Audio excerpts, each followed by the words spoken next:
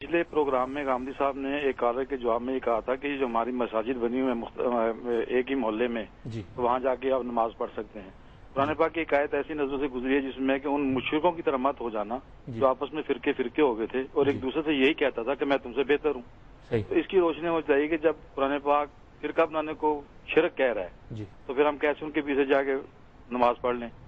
ہم اصلاح کریں گے اپنے مسلمان بھائیوں کی، لیکن وہ مسلمان ہیں یا کافر ہو گئے ہیں؟ مسلمان ہے نا، اس وقت دنیا میں 1.5 ارب 1.25 ارب کے قریب مسلمان ہیں، وہ مسجدیں بناتے ہیں، اللہ کی مسجدیں بناتے ہیں، ان کے اندر کوئی فرقہ بندی کا اگر اثرات ہیں یا اور اس طرح کی چیزیں ہیں تو ان کی اصلاح کرنی چاہیے۔ سوال یہ ہے کہ کیا نماز اللہ کے سوا کسی اور کی پڑھی جا رہی ہے؟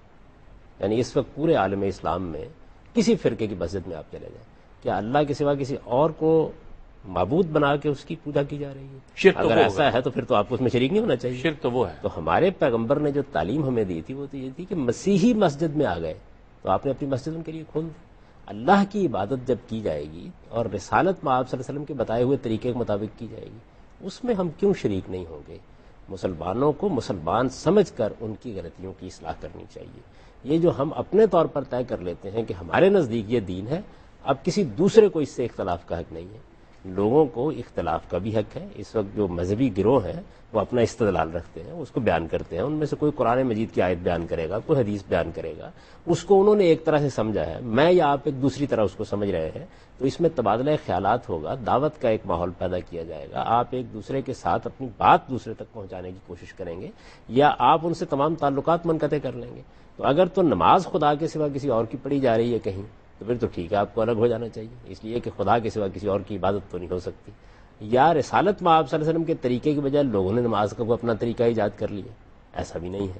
تو ہم تو اتنی نماز میں شریک ہو رہے ہیں جو اللہ کے رسول کے بتائے ہوئے طریقے کے مطابق پڑھائی جا رہی ہے اور اللہ کے لیے پڑھی جا رہی ہے۔ تو ہمیں جو تعلیم دی گئی تھی وہ تو یہ تعلیم دی گئی تھی کہ تعاونوا علی البر والتقوی ولا تعاونوا علی الاثم والعدوان۔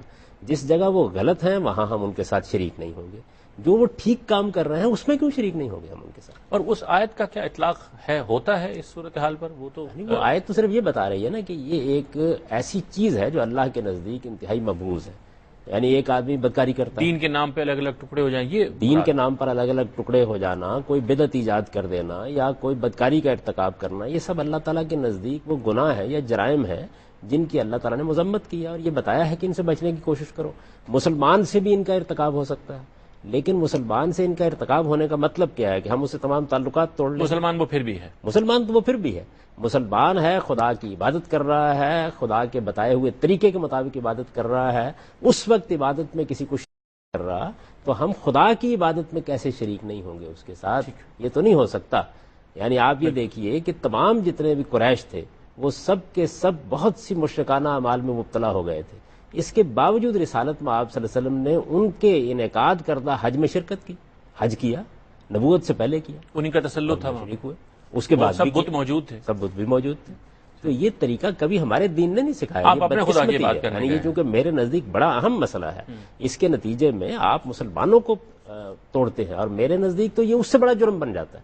یعنی انہوں نے ایک فرقہ بندی پیدا کی، آپ نے ان کو کسی شرک کسی بدعت میں مبتلا دیکھا اور اس کی بنیاد پر ان سے اپنی نماز الگ کر لی، تو آپ نے امت کو توڑنے کی کوشش کی، اس سے بھی بڑا جرم آپ نے کیا۔ آپ اس مسجد میں جائیے، اپنے بھائیوں کو بھائی سمجھیے، ان کو مسلمان سمجھیے اور رسول اللہ صلی اللہ علیہ وسلم کی امت سمجھیے اور یہ سمجھ کر ان کے ساتھ بات کریں، ان سے تبادلہ خیالات کریں تاکہ آپ کا ایک تعلق پیدا ہو اور اس کام میں شریک ہوں ان کے ساتھ جو وہ صرف خدا کے لیے کر رہے ہیں۔ اس وقت تک پورے عالم اسلام کے اندر میں کسی مسلمان سے واقف نہیں ہوں جو نماز کسی اور کے لیے پڑھتا ہوں، سب خدا کے لیے نماز پڑھتا ہوں۔